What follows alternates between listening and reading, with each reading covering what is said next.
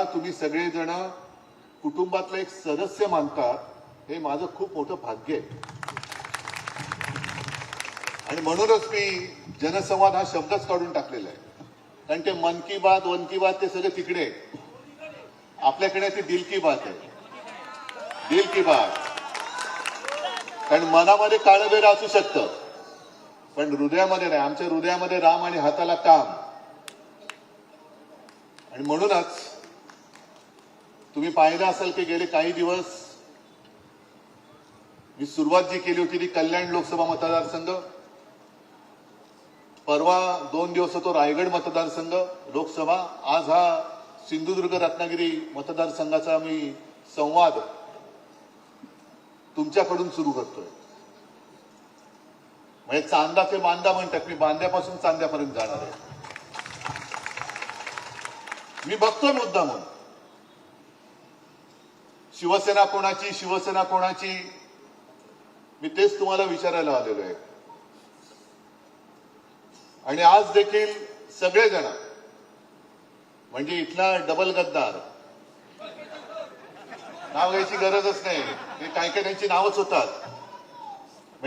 त्यांना सत्तेची खुर्ची मिळाली, ऊब मिळत असेल, पण गद्दारीचा शिक्का त्यांना आणि त्यांच्या कुटुंबियांवरती जो कपाळाला लागलेला आहे तो कधी आयुष्यात ते पुसू शकत नाहीत. आपल्याकडे आले होते, मी एका अपेक्षेने घेतलं होतं. मला वाटलं होतं माणूस बरा दिसतोय.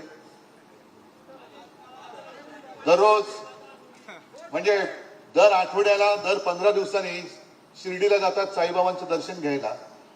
म्हटलं देवा धर्माचा माणूस दिसतोय, श्रद्धा आणि सबुरी, पण कोणत्याही पक्षावरती श्रद्धा नाही आणि थांबण्याची सबुरीच नाही. आणि आता भास्करराव काहीतरी सांगत होते, ते पुढच्या सभेत सांगा तांदळाचा किस्सा. काहीतरी तांदूळ वगैरे टाकतात असं म्हणतात, मला नाही माहित. तर ही अशी सगळी माणसं, तेव्हा सुद्धा मी घेतलं होतं की जरा माणूस बरा दिसतोय, पण कसं काय आणि कसं काय. कारण म्हणजे बाहेरून आल्याबरोबर त्याला उमेदवार दिली, तुम्ही सुद्धा निवडून दिलं, मी त्याला तेव्हा मंत्री केलं, पण पुन्हा ते आहे ते गद्दारी नसा नसा भिडली म्हटल्यानंतर गद्दार तो गद्दार असतो, कधी इमानदार होऊच शकत नाही, होऊच शकत नाही. मी आता विमानतळावरती उतरल्यानंतर काही पत्रकार आले होते तिकडे, तिथले काही समोर आले असतील, अमुक ह्याच्यावरती बोला, तमुक ह्याच्यावरती बोला. परवा जो एक गोळीबार झाला, आला ना तुमच्यापर्यंत आवाज, कोणी केला हे आता. म्हणजे तुम्ही लक्षात घ्या की शिवसेनेने कोकणला कसं वाचवलं आणि तुम्ही सुद्धा कसे वाचलात. तेव्हा जर का विनायक राऊत आणि आपले सगळे लोक तुम्ही निवडून नसते दिले तर आज कोकणची काय हालत झाली असती. त्याच वेळेला तुम्ही गुंडांना चेचून टाकलं, ठेचून टाकलं. आता जी काय वळवळ एका मतदारसंघात राहिले ती सुद्धा या वेळेला सुपडा साफ करून टाकायची. हे गुंडांचा सुपडा साफ नाही, कोकण एकदम साफ करून टाकायचं. जसं मध्ये मोदीजींचे फोटो आले ना मंदिरात साफसफाई करताना, चकचकीत लादी. अरे फोटो आहे, मी ते तुम्हाला सांगतोय. फोटो म्हणजे लादी चकचकीत, आजूबाजूला कोणीही नाही, आणि हे घेऊन लादी पुसतायत किंवा लादी खराब करतायत, लादी पुसतायत. तसं तोच झाडू घेऊन यावेळेला जो एक मतदारसंघ राहिलाय तिकडनं सुद्धा ही घाण साफ करून टाकायची. इथून तर करायचीच आहे, सावंतवाडीत तर करायचीच, आणि बाजू सुद्धा एक जी आहे ती करायचीच. बाकी वैभव तर बसलेलेच आहे, त्यांनी गेल्या वेळेला साफ केलेली आहे.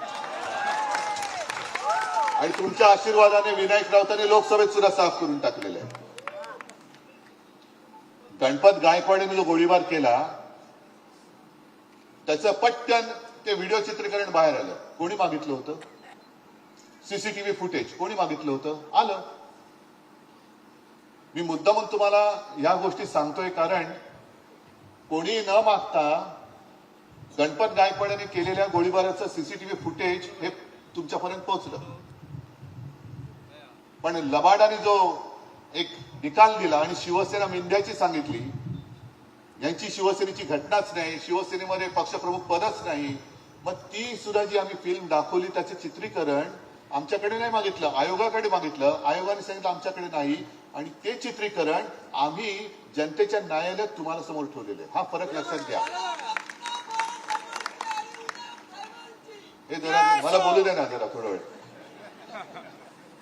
तर हे चित्रीकरण दाखवावं लागलं. पण गणपत गायकवाडांचं चित्रीकरण हे कोणीही न मागता दिलं सोडून. आणि गणपत गायकवाडांचं जे काही चित्रीकरण आहे, सीसीटीव्ही फुटेज, गरजच नाही, कारण गणपत गायकवाडांनी कबूलच केलेलं आहे की होय मीच याला गोळ्या घातल्या. आणि गोळ्या का घातल्या त्याची चौकशी होणार आहे की नाही. मी गणपत गायकवाडांची बाजू घ्यायला आलेलो नाही, अजिबात नाही. पण गणपत गायकवाडांनी सांगितलं की हा मिंदे जर का राज्याचा मुख्यमंत्री असेल तर या राज्यात गुंडांची पैदास होईल. आणि या मिंदेनीच मला गुंड बनवलं. कारण ज्या वेळेला पोलीस स्टेशनच्या आवारात गणपत गायकवाडांच्या मुलाला धक्काबुक्की झाली, मारहाण झाली, तेव्हा पिसळून एक बाप म्हणून मी गोळीबार केला, असं गणपत गायकवाडांचं स्टेटमेंट आहे. आणि त्याहीपेक्षा पलीकडे जाऊन एका जागेचा वाद असेल कोण बरोबर कोण चूक न्यायालय ठरवेल.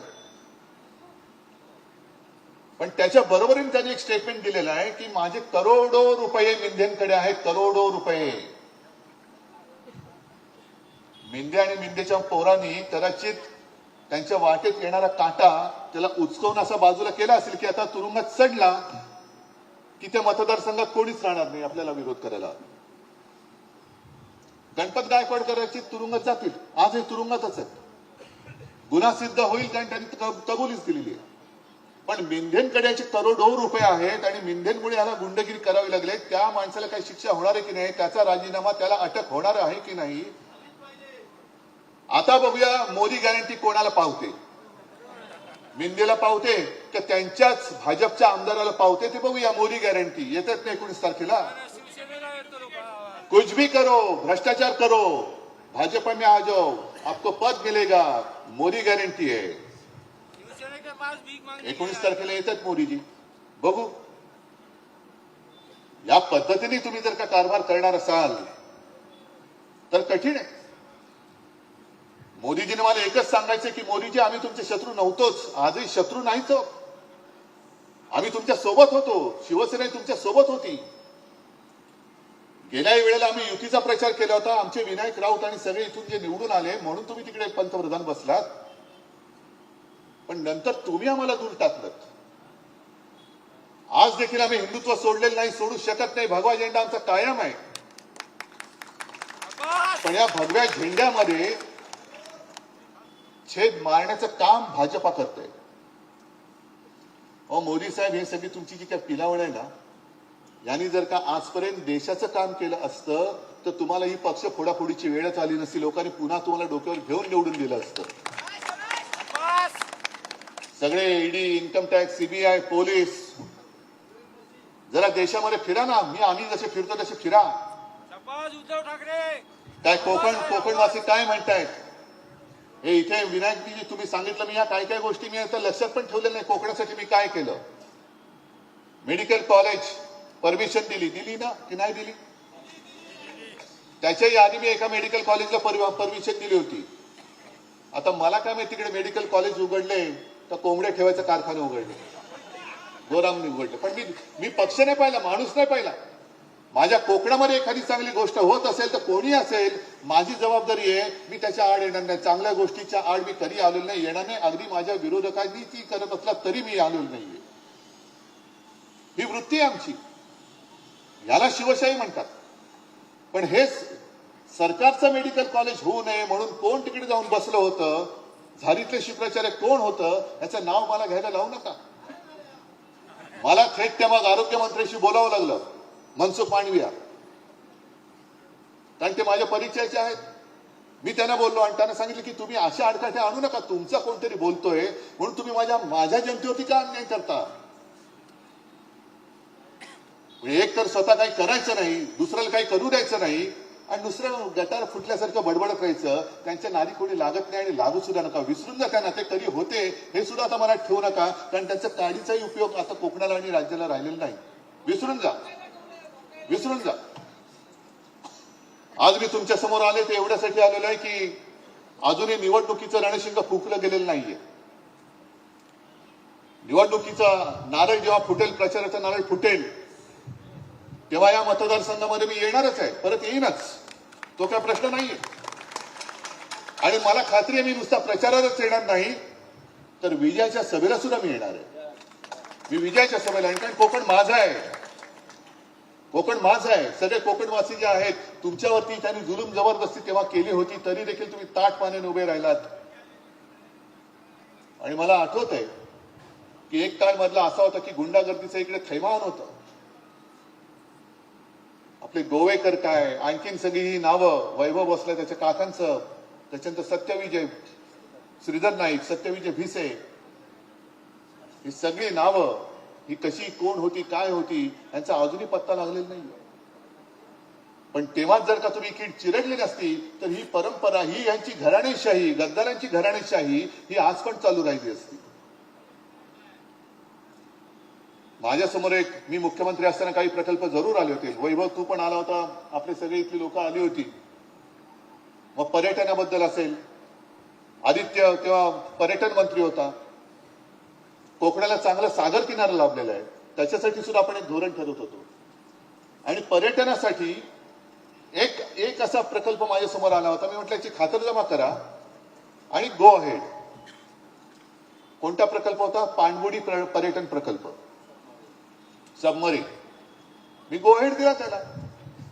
दुर्दैवाने यांनी गद्दारी करून सरकार पाडलं आणि मधल्या काळामध्ये एक नौदल दिन साजरा झाला. इकडेच किनाऱ्यावरती झाला होता ना, मालवणला, म्हणजे आपल्याच किनाऱ्यावरती. मला पण बरं वाटलं की अरे अटलजींच्या सुद्धा जे लक्षात आलं नाही ते यांच्या लक्षात आलं. आणि नौदल दिन प्रथमतः मला माझ्या माहितीप्रमाणे कोकणामध्ये साजरा झाला. सगळं तो आपला काय तो ती शक्ती प्रदर्शन झालं, प्रधानमंत्री आले. माझी अशी अपेक्षा होती की प्रधानमंत्री पहिल्यांदा किंवा काही वर्षानंतर कोकणात येत असतील तर कोकणाला काहीतरी भरघोस देऊन जातील. कारण निसर्ग चक्रीवादळात आले नाहीत, टोकतेच्या वेळेला आले नाहीत. त्या संकटामध्ये एक पैसा त्यांनी महाराष्ट्राला दिला नाही, ना कोकणाला दिला ना महाराष्ट्राला दिला. अवकाळीचा पैसा दिला नाही, संकटात पैसा दिला नाही. आता महाराष्ट्र आपल्या ताकदीवरती उभा राहतोच. आणि महाराष्ट्र नुसता ताकदीवरती स्वतः उभा नाही राहत तर स्वतःच्या ताकदीवरती देश सुद्धा उभा करतो. ही महाराष्ट्राची ख्याती आहे. पण मला असं वाटलं होतं की पंतप्रधान येत आहेत, काहीतरी भरघोस देऊन जातील. दिलं काहीच नाही. जाताना पाणबुडी तो सबमरीन प्रकल्प गुजरातला घेऊन गेले. म्हणजे तुम्ही येताय, आता मला अशी भीती वाटते की ते आता महाराष्ट्रात वारंवार यायला लागलेत.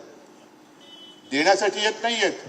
मला भीती असे वाटते की जिथे येतात तिकडनं काय ते गुजरातला घेऊन जाण्यासाठी येतात की काय इकडे चल दे, काय इकडे घे. हे असे पंतप्रधान आपल्याला पुन्हा पाहिजेत. मी मुद्दामून, कारण हे पाठ करून बोलणं फार अवघड आहे. तुम्हाला जर मी आज सांगितलं की चला निवडणुकीच्या कामाला लागा, म्हणजे काय करणार तुम्ही? निवडणुकीच्या कामाला लागा म्हणजे काय? नुसतं ओरडत घोषणा देत फिरणार? तसं नका करू. ज्याप्रमाणे आता त्यांचा एक तो रथ फिरतोय, मोदी सरकार मोदी सरकार. आणि एक गोष्ट मला खूप समाधानकारक वाटते की गावकरी त्यांना अडवतायत, महिला पुढे जाऊन अडवतायत, अधिकाऱ्यांना विचारतायत अरे हे मोदी सरकार आहे की भारत सरकार आहे? भारत सरकार असताना तू मोदी सरकार कसं काय लिहू शकतो? देशाचं नाव बदलून तुम्ही भारताच्या ऐवजी मोदी ठेवलेत का? नाही पण आमच्या योजना तर योजना तर आल्या नाहीच, पण योजना मोदी सरकारच्या आहेत का भारत सरकारच्या? म्हणजे आता सुद्धा माझ्या फोनमध्ये एक शेतकऱ्याचं रेकॉर्डिंग आहे. हल्ली त्यांनी फोन सुरू केले, तुमच्यापैकी पण काही जण आले असतील. बरोबर नंबर घेतात, मग विचारतात आपण भास्करराव जाधव का? तर भास्करराव म्हणतात हो मीच. हा काय तुमच्याकडे तुम्हाला केंद्राच्या योजना कळल्यात का? हो कळल्यात. मग तुम्ही पुन्हा भाजपला मतदान कराल का? पण तो जो शेतकरी विदर्भातला त्यांनी सांगितलं की ताई ऐका, मी आजपर्यंत भाजपला मत देत आलो, जरूर देत आलो, पण आम्हाला काय मिळालं? मग इकडे तो विषय नाहीये, पण विदर्भातला आहे. सोयाबीनचा त्यांनी भाव सांगितला की 14 साली काय होता आणि आता काय आहे. तुमचं आयात निर्यात धोरण हे कसं आमच्या शेतकऱ्याच्या मुळावर येत आहे. आणि हे सगळं 10 वर्ष मी अनुभव घेतल्यानंतर एक वेळ मी माझ्या मुलाबाळांचं आत्महत्या करेन पण पुन्हा भाजपला मत देणार नाही, हे तो शेतकरी सांगतोय. हे साधे शेतकऱ्याचं म्हणणं. आणि म्हणून मी तुम्हाला सांगतो की तुम्ही आज या सभेसाठी एकत्र आलात. ही सभा आहे, या सभेमध्ये तुम्ही एकमेकात चर्चा नाही करत, पण जेव्हा तुम्ही गावात जाल तेव्हा गावावरती, पारावरती, वाड्यांमध्ये पारावरती झाल्यानंतर कुठे चहाची टपरी असेल, ज्याप्रमाणे 2014 साली भाजपने एक कार्यक्रम केला होता, चाय पे चर्चा. आता आपण उलट करायचं, होऊन जाऊ दे चर्चा. आणि प्रत्येक गावकऱ्यांना, महिला असतील महिलांनी महिलांना विचारायचं, पुरुषांनी पुरुषांना, तरुणांना तरुणांनी. कारण आता जो अर्थसंकल्प सादर केला निर्मला सीतारामन बाईंनी, आम्ही आता देशामध्ये 4च जाती मानतो, एक तरुण, एक महिला, एक गरीब आणि शेतकरी. हे 4ही वर्गांना मी सांगतोय की तुम्ही एकमेकांमध्ये बोला. आणि तुम्हाला गेल्या 10 वर्षांमध्ये, म्हणजे मोदींनी जी एक योजना जाहीर केली होती 14 साली, की आम्ही प्रत्येक शेतकऱ्याला प्रत्येक एकरात त्याच्या पिकाप्रमाणे किती खर्च झाले तो काढणार, त्याच्यामध्ये मग आणखीन 50% नफा असं काहीतरी त्यांनी धरला होता, तो त्याच्यात ऍड करणार आणि तो जी रक्कम येईल ती हमी भाव शेतकऱ्याला देणार.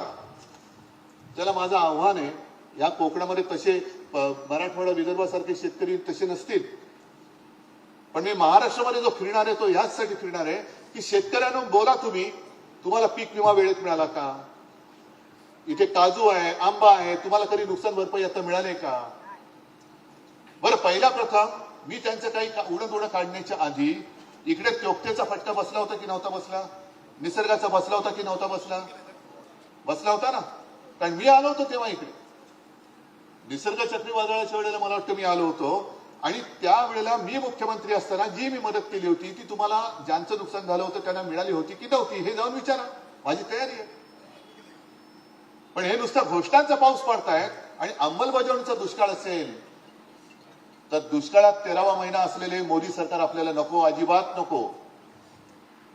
आम्हाला आता देशामध्ये 5वी बहुमताचं हुकुमशहाचं सरकार नको. आम्हाला इंडिया आघाडीचं मिलीजुली सरकार चालेल, कारण ते सगळ्यांना सांभाळून घेऊन पुढे जाणारं सरकार असेल. या ज्या काही योजना आहेत, या योजना सुद्धा तुम्ही विसरला असाल. एकदा त्यांनी ते भास्करराव तुम्ही आहात, रमेश तुम्ही पण आहात, जे आमदार आहेत, मला वाटतं पहिलंच अधिवेशन असेल, देवेंद्र फडणवीसांनी ते काहीतरी भारूड केलं होतं की त्या काय ती बसली ती गावं, एक 2 बसली, एक वसेची ना, एक होईची ना, ते तहीची ना. आणि मी त्याला उत्तर दिलं होतं, 15 लाख रुपये येत आहेत, 15 लाख रुपये यायची ना. विधानसभेच्या सभागृहात बोललो होतो. तसं ह्या ज्या काही घोषणा आहेत, जनधन योजना म्हणजे मला काय माहिती नाही कोणाला किती मिळाल्या, उज्ज्वला योजना, आयुष्यमान भारत योजना, प्रधानमंत्री भारतीय जन औषधी योजना, ही मुळामध्ये काँग्रेसची योजना होती, त्यांनी नाव बदलून परत दिलं. पंतप्रधान स्वनिधी योजना म्हणजे पंतप्रधानांचा स्वतःसाठी काही निधी असेल का, पीएम केअर फंडासारखा, कल्पना नाही मला, पण त्या योजनेचं नाव प्रधानमंत्री स्वनिधी योजना आहे. म्हणजे प्रधानमंत्रीचा स्वतःसाठी निधी आहे का, देव जाणे, असेल सुद्धा. जलजीवन मिशन योजना, पीएम किसान योजना, प्रधानमंत्री मत्स्य संपदा योजना. आता हा माझ्या कोकणाशी संबंधित भाग आहे. किती जण इकडे मासेमारीवरती किती जण आहेत, आपल्याकडे कोळी बांधव किती आहेत, त्यांना प्रधानमंत्री मत्स्य संपदा योजना याच्यातला किती लोकांना लाभ मिळाला? पण माझी माहिती अशी आहे की या योजनेचा जास्तीत जास्त लाभ हा गुजरातला मिळालेला आहे. हे सगळं गुजरात गुजरात गुजरात. आम्ही काय असेच पडलेलो टोनगे? या पुढच्या ज्या योजना आहेत, स्वामित्व योजना, उडान योजना, आत्मनिर्भर भारत योजना, स्वच्छ भारत योजना, बेटी बचाओ बेटी पढाओ योजना, संसद ग्राम योजना, त्याच्यानंतर 100 जवळपास तरी स्मार्ट सिटी करण्याचं सांगितलं होतं. किती स्मार्ट सिटी झाल्या देशामध्ये?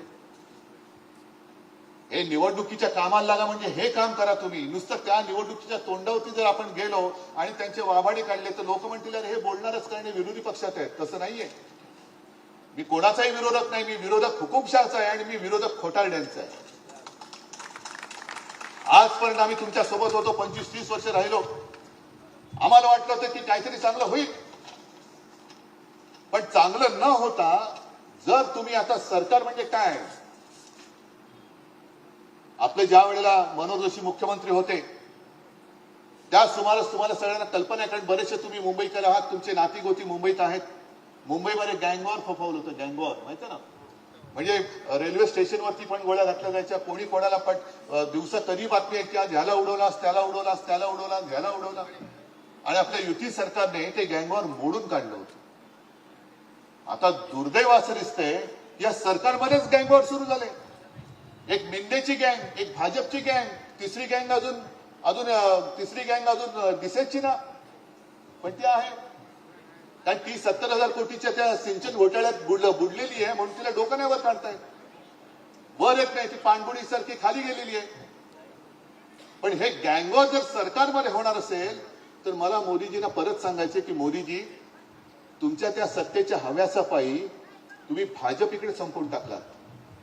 विरोधी पक्षाला संपवायला निघाले कारण नसताना, पण जे बाजार बोंडगे, बेडकं आणि भेकड भाकड माणसं तुम्ही तुमच्या पक्षात घेतली, अगदी इथला सुद्धा जो गद्दार तुम्ही घेतला, भेकड माणूस, हिंमत नाही. या भेकडांना घेऊन, भेकडांची फौज घेऊन तुम्ही माझ्या निष्ठावंतांच्या फौजेवरती चाल करून येताय. आणि तुमचा पक्ष शिल्लक राहिलाय कुठे? जर तुमचा उपमुख्यमंत्री आहे, देवेंद्रने मला सांगायचे की तुम्ही पाव उपमुख्यमंत्री झालात, पुन्हा येईन घोषणा करताना मोठे होतात. म्हणजे आता तुम्ही त्याला काय म्हणता? मी नाही म्हणत.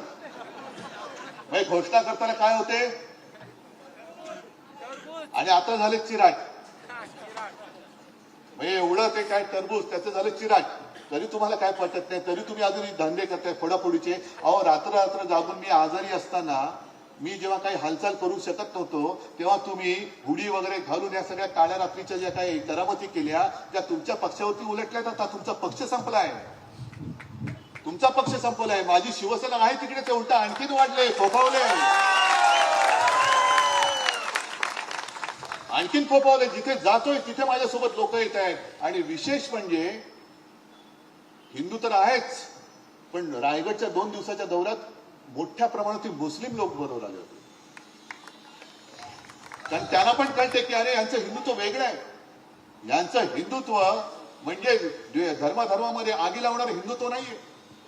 आमचं हिंदुत्व हे घरातली चूल पेटवणारं हिंदुत्व आहे आणि तुमचं हिंदुत्व हे घर पेटवणारं हिंदुत्व आहे. आणि म्हणूनच मी हा संवाद दौरा सुरू केलेला आहे. कारण तुमच्याशी तुम्हाला कळलं पाहिजे की अरे आहे कोणतरी यांच्याशी लढणार आहे. ही लढाई मी लढतोय, ही लढाई तुमच्या ताकदीवरती लढतोय, तुमच्या भरोशावरती, तुमच्या आशीर्वादावरती. अजूनही भारतीय जनता पक्षाला कळत नाही की हा उद्धव ठाकरे एकटा याचा पक्ष फोडला, पक्ष चोरला, निशाणी काढली.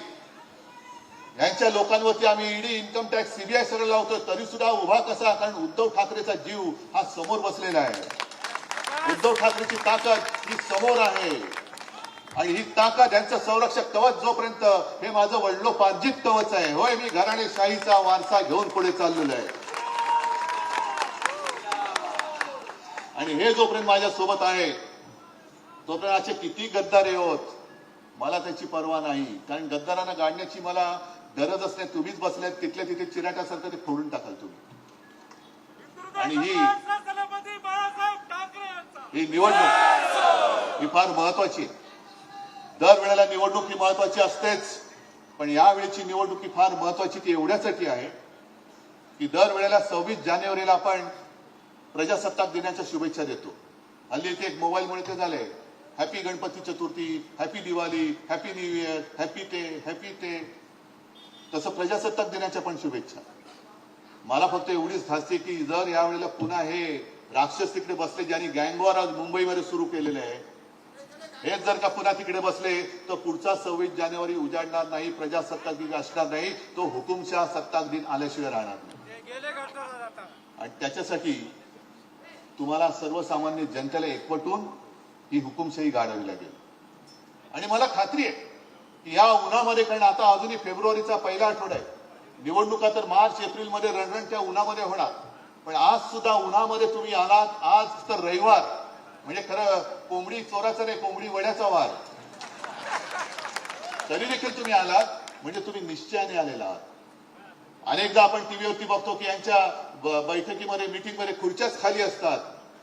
आमच्याकडे जे उभे आहेत त्याला खुर्च्याच नाहीये, कारण इकडे एक सुद्धा भाड खाऊ नाही आलेला, इकडे एक सुद्धा भाड खाऊ आलेला नाही. माझ्याकडे खाड्याची माणसं नसतात, माझ्याकडे रक्ता मांसाची आणि माझ्या हृदयाशी जोडली गेलेली माणसं असतात. आणि या सगळ्या तुमच्या माझ्या हक्काच्या, नात्याच्या, रक्ताच्या जनतेवरती भरोसा ठेवून मी लढाईला उभा राहिलेलो आहे. सोबत राहणार आहात? सोबत राहणार आहात? पण ज्या पद्धतीने त्रास देत आहेत, जुन्या केसेस बाहेर काढतायत, अरे काढा, थोडे दिवस आहेत, नंतर आमचे दिवस येतील तेव्हा बघा कशी तुम्हाला जाऊ दे. आता काही शब्द बाळासाहेबांचे आठवतात पण मला बोलता येत नाही. उद्धवसाहेब ठाकरे आमची ठीक आहे. आमच्या सोबत आहो. चक्रीवाढ व्याजासह, भास्करराव म्हणतात व्याजासह चुकता करू, म्हटलं नाही, चक्रीवाढ व्याजासह. आणि एकदा असं त्यांचं डिपॉझिट जप्त करायचं की सगळं सावंतवाडी विधानसभा असेल, हा सिंधुदुर्ग रत्नागिरी असेल, इकडे जे आपल्या अंगावरती आले त्यांचं नाव पुढची पिढी विसरून गेली पाहिजे. आहे तयारी? ठीक आहे, सगळ्यांना शुभेच्छा देतो. जय हिंद, जय महाराष्ट्र.